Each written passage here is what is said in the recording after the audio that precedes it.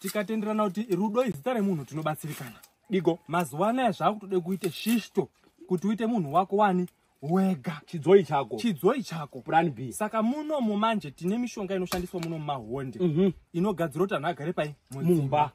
Tinoshandise nhengo yemubhanana. Handiti. Tashandise nhengo yemubhanana. Tobva tatora chinyi? Ataurira. Atore muremberembe. Mhodzi yemurembe. Nikiti yacho. Ndotorwa iyo. Ndinotorwa. Kwakutorazve nemusekesa. Unonga watwiwa. Nemadziso echinyi? Ekamba. Ekamba. Zvadaro.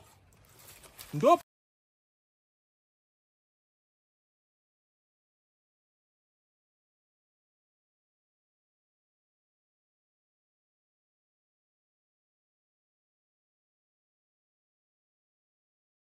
watopedza.